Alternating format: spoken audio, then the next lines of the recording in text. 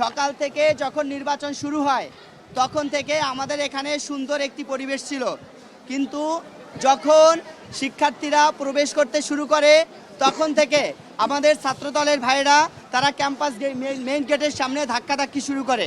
ওখানে আমরা পরবর্তী পুলিশ প্রশাসনকে জানাই। পুলিশ প্রশাসন কিছুটা সহযোগিতা করলেও পরবর্তীতে তারা পুরোপুরি নিয়ন্ত্রণ করতে পারে না। এখানে তারা আমাদের যে ভাইরা স্লিপ দিচ্ছিলেন, একাধিক ভাই বোনদেরকে হেনস্থা করা, আমাদের নারী শিক্ষার্থীদেরকে হেনস্থা করা সহ ওখানে সন্ত্রাসী কর্মকাণ্ড করে যাচ্ছে। আমরা যখন ভোট দেওয়ার পরে আমরা বিভাগগুলোতে আমরা পরিদর্শনে যাই।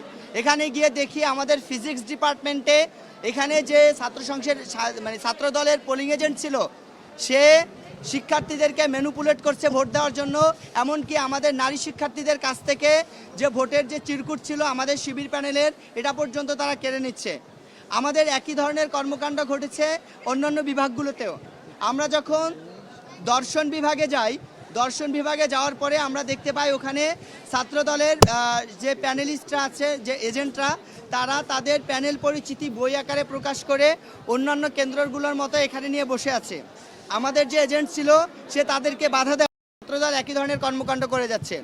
সবথেকে বড় আপত্তির বিষয় হচ্ছে আমরা যখন ইংরেজি বিভাগে যাওয়ার পরে ওখানে ছাত্রদলের যারা আছেন ক্যাডাররা, তারা হচ্ছে সিঁড়ির উপরে তাদের যে প্যানেল পরিচিতিগুলো নিয়ে দাঁড়িয়েছিল। আমরা যখন প্রশ্ন করি যে এইগুলো তো কোনো অবস্থায় প্যানেল পরিচিতি নির্বাচনের ভোট কেন্দ্রে প্রবেশ করানো যাবে না, তাহলে আপনারা এটা কিভাবে নিয়ে আসলেন? তারা এই ধরনের বড় কোনো সন্ত্রাসী কর্মকাণ্ড করতে পারে। এবং বিভিন্ন মিডিয়ার মাধ্যমে আমরা জানতে পেরেছি এই যে আমাদের ক্যাম্পাসের আশেপাশের অঞ্চলগুলোতে তারা বিভিন্ন ক্যাডারদেরকে ঘাপটি মেরে রেখেছে। এখন ভাই ইনস্ট্যান্ট সমস্যা হচ্ছে, এখানে তো লিখিত অভিযোগ দিয়ে সমস্যা সমাধান করা পসিবল না, এটা আপনাকে ইনস্ট্যান্ট সমাধান করতে হবে। শিক্ষকদের এবং সবাইকে জানাতে চাই, যকসু নির্বাচনের পরিস্থিতি নিয়ন্ত্রণের জন্য বিশ্ববিদ্যালয় প্রশাসনকে আরও কঠোর হতে হবে এবং রাষ্ট্রের এখানে সরাসরি হস্তক্ষেপ প্রয়োজন। আমি আবারও বলছি, যকসু নির্বাচন নিরবিচ্ছিন্নভাবে উঠায় নিয়ে আসার জন্য রাষ্ট্রের সরাসরিভাবে হস্তক্ষেপ কামনা করছি। আমরা ক্যাম্পাসের ভিতরে এই কার্যক্রম হচ্ছে, ক্যাম্পাসের বাইরে তারা সমস্যা করছে। এই সমস্যা থেকে বের হওয়ার জন্য আমাদের রাষ্ট্রের হস্তক্ষেপ প্রয়োজন। আমরা যদি একটু সংক্ষেপে বলি সমস্যাগুলো, 1 নম্বর হচ্ছে ভোট কেন্দ্রে তারা প্যানেল পরিচিতি নিয়ে যাচ্ছে। তাদের যে এজেন্টরা আছে তারা আমাদের শিক্ষার্থীদেরকে ম্যানিপুলেট করছে, আমাদের নারী শিক্ষার্থীদের কাছ থেকে টোকেনগুলো ছিনিয়ে নিচ্ছে এবং আমাদের